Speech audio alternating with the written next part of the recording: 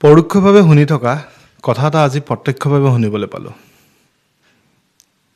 সেই কথাষাৰ এনেকুৱা, অসমীয়া জাতিটো কেঁকুৰা জাতি।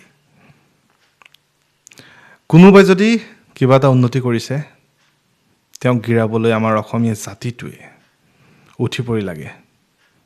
নমস্কাৰ, মই অৰিন্দম কোঁৱৰ। আপোনালোকৰ লগত আজি আলোচনা কৰিব আহিছোঁ সেই কেঁকুৰামিৰ ওপৰত। সঁচাকৈ অসমীয়া জাতিটো কেঁকুৰা জাতি হয়নে?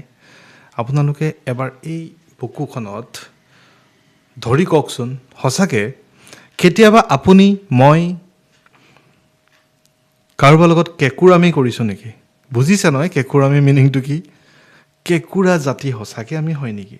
যদি আমি কেঁকুৰামি কৰাই নাই, তেতিয়াহ'লে আমি কেনেকৈ কেঁকুৰা জাতি হ'লোঁ?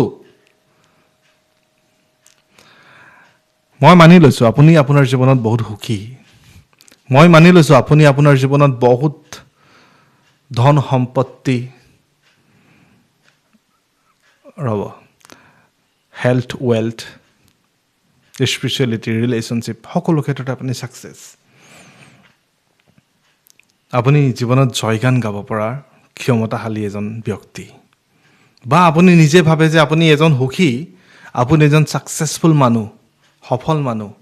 আপোনাৰ সেই সফলতাৰ জয়গানটো যেতিয়া গাব, আপোনাৰ সমাজত আপোনাৰ চুবুৰীয়াই তাত হাততালি মাৰিব, নে চুবুৰীৰ কোনোবা এটা কোণত বিষাদৰ গান আপুনি শুনিবলৈ পাব? এবাৰ ভাবি চাবচোন। যদি আপুনি আপোনাৰ সফলতাৰ জয়গান গাওঁতে ক'ৰবাত বিষাদৰ গান শুনিবলৈ পাইছে, তেতিয়াহ'লে আপোনাক মই ক'ব বিচাৰিছোঁ, অপ্ৰিয় হ'লেও সত্য, সেই কথাটো হ'ল আপুনি কোনোবা প্ৰকাৰে ক'ৰবাত ভুল কৰি ৰাখিছে। কাৰণ আপুনি কেৱল নিজৰ কথা ভাবিছে।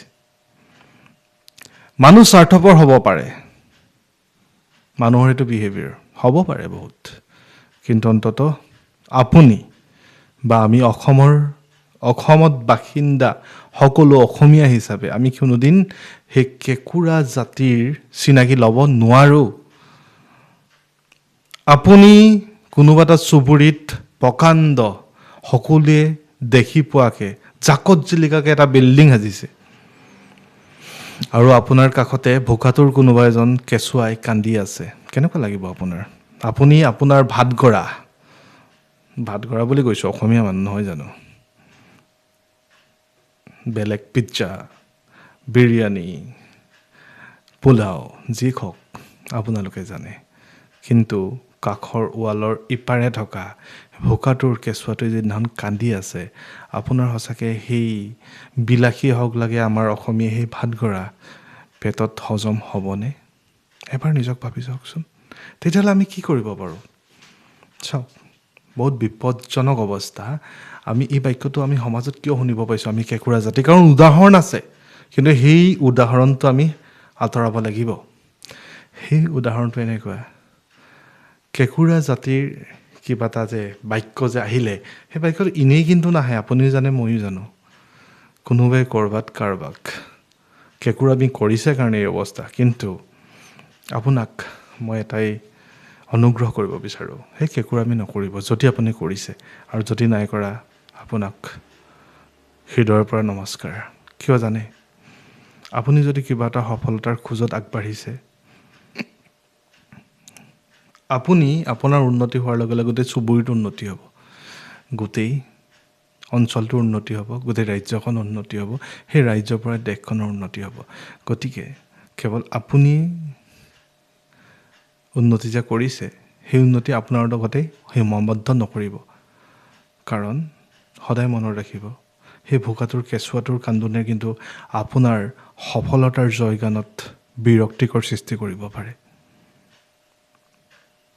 কথাটো খুব সৰু, কিন্তু তাৰ গভীৰতা আছে।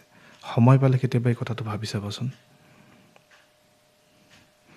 কেনেকৈ আমি এই কেঁকুৰামি আৰু কেঁকুৰাৰ জাতিৰ এই যিটো আমাৰ ওপৰত এটা বনি গৈছে নহয়, কেঁকুৰা জাতি বুলি, সেইটো যাতে আমি আঁতৰাব পাৰোঁ অকণমান। মই জানো গোটেই জাতিটোৰ কাৰণে আপুনি দায়বদ্ধ হ'ব নোৱাৰে, কিন্তু 0.01% যদি আপোনাক আনকো শিকায়, তেতিয়াহ'লে নিশ্চয় আমি এদিন সেই কেঁকুৰা জাতিৰ সেই যিটো নিগেটিভ বাক্যৰ দ্বাৰা আমি চিনাকি হৈ আছোঁ, সেই অসমীয়া জাতিটো এদিন সঁচাকৈ সফলতাৰ ওপৰত আগবাঢ়িব আৰু কোনো সাহস নকৰিব যে অসমীয়া জাতিটো কেঁকুৰা জাতি বুলি ক'বলৈ। আজি মানে